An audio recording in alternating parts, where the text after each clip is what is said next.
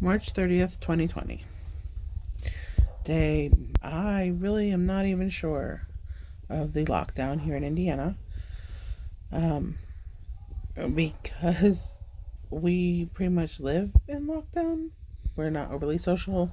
Apparently, I'm really not 100% sure exactly where we're sitting. I only ever go to town maybe once a week, do everything I have to do for the entire week that one day, and then I'm done. So that part, of course, has not changed. Like I said before, I am right now stoking up the wood stove to prepare for the coolness of evening. It's been a really nice day. Um, we're trying to get a little bit of cleaning organized done. Of course, I look my most fabulous. But I got reminded something today. I started stressing and worrying. My husband is considered essential. He drives for the transit system up in Bloomington. And so it has not changed his schedule up until now. Um, but there is a possibility that before long they are going to cut hours, cut run times, how long the bus runs every night, and alter some runs to adjust for the lack of ridership, because there are actually a few people who are staying home. Unfortunately, there is a very large homeless population in Bloomington that um, of course, I do not have like scientific fact right here, paperwork to prove, test results, everything else. But from those people I know who work and live up there, there is a good portion of the homeless population that is either carrying or infected, and just not being treated or not staying home and keeping it to themselves because they don't have a home to stay at. So they kind of just go wherever they go normally, and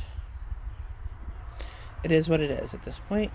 I cannot change that, and that is one aspect that of this whole thing that I'm not allowing myself to freak out about. So I've worked very hard to not overly stress my husband's job any more than I absolutely have to. But today, when I got the call from him that they might be switching to a altered schedule, which cuts his time by 10 to 15 hours a week, yeah, I got a little nervous. Um, that's not to say that I think it's the end of the world. There are many people in way worse situations than we are in. Um, but I'm human, and for a few moments there, I went, now what do we do? We're gonna be okay, right? My husband's like, yeah, we got this. We'll get it. Um, and I was like, okay, we'll get through this. And I'm trying to calm myself back down, stay focused on, just not focusing on it. And suddenly I hear big old crack and boom out in the front yard. What in the heck is that? I look up because I have the front doors open. Like I said, it's a beautiful day, airing out the house. Ain't nobody else out here. What's it gonna hurt? So, got the front door open. I look out. Backtrack just a moment. When we moved out here, there was this humongous tree, uh, 15, 20 feet from the house, the most. Um, my daughter loves it, pretends to climb it all the time, sits on the big old roots, has a field day in this tree. I am a big woman. I can't put my arms around it. It's bigger around than I am, and like I said, I am no small female. I'm a big woman. This tree is bigger around than me. Um, but there was a chicken of the woods, which is a beautiful bright orange fungus that grows on the side of a tree um, when the insides are rotting out. So when we first moved out here, it was there, and it was like, whoa, how pretty. Let me look that up. Oh, that's not so good. Okay, so we knew we were going to have to get it trimmed out, cut out, whatever.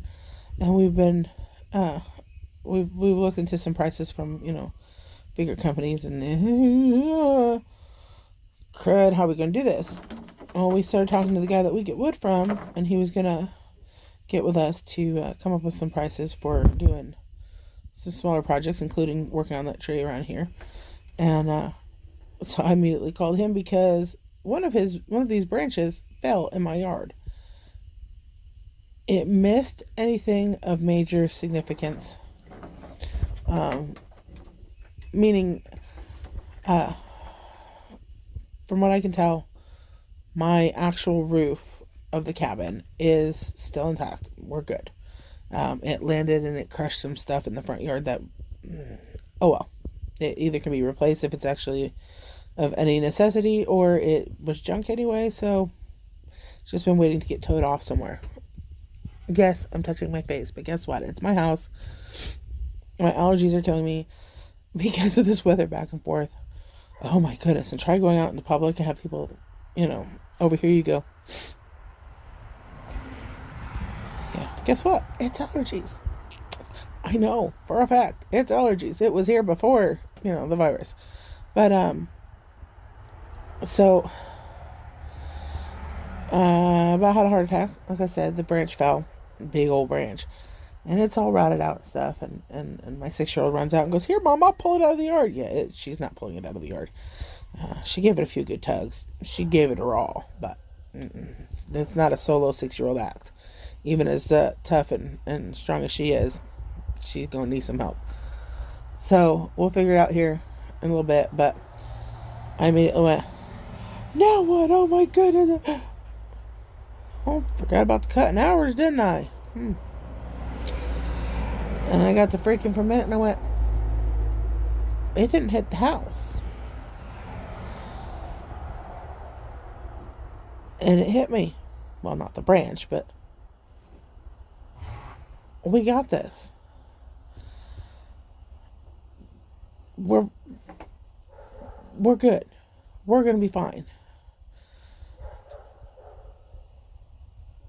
God is watching out for it. I keep looking at the branch and it's a reminder to me right now. God's watching out for us. He said he was watching out for us.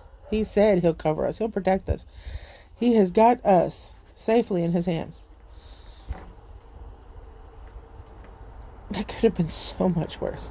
America could have been outside playing. She could, that's one of her favorite areas to play. What if that had hit her? What if? What if it had hit the roof and it decided to start pouring rain tonight? What if it had been her dog out there? And I'd had to deal with a broken-hearted 6-year-old on top of everything else. What if? What if he didn't have a job? What if we didn't have, some backup food supplies? What if we lived still in the trailer court where everybody's right on top of each other in town, where it's even higher risk of things being transferred around? What if America was in public school and suddenly now her whole world is upside down, even worse, because she has to stay home? What if a million things?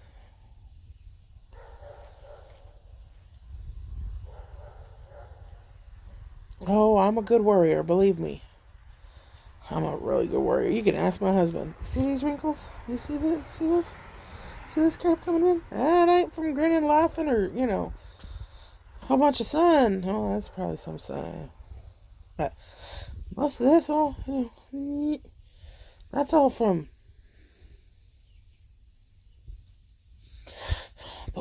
But what if? What if? Used to be my mantra. It didn't get me nowhere. Got me sick. Ugh, got me sick. Headaches.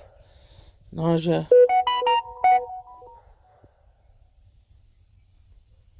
Now what, though? Is it going to help me now? No. He's going to help me now. And with him, I'm going to help me. I asked my husband, We gonna be okay? We got this? Not because I really doubted the answer, but because I needed to hear him say it too. I needed to know that he wasn't stressing. Because when that man stresses, it's time to stress. My husband, we got this. All right, we got this.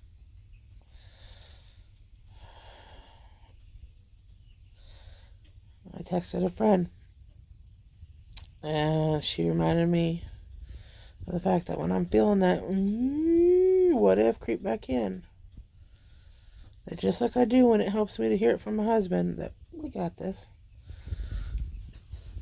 I can check in with God the same way.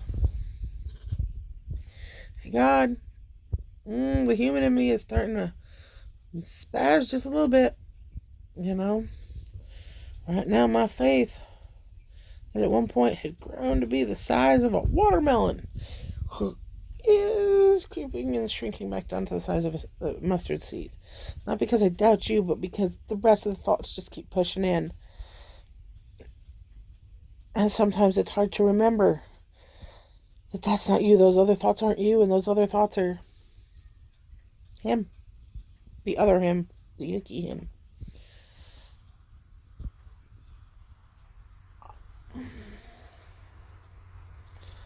I am weak. I am merely human. But I am human that wants to live by faith, to step forward in these trying times in faith. Help me, Lord. Help me. Help keep reminding me.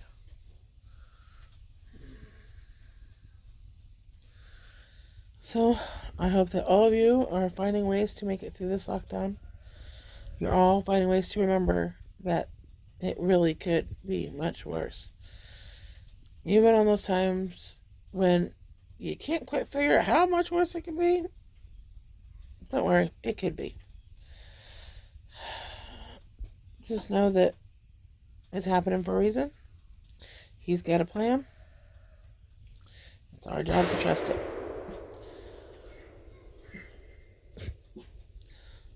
And we live in the boonies, you hear random gunshots once in a while. So, I'll let y'all go. Keep praying. Be blessed. This is the Freeman Funny Farm. We'll talk to you later.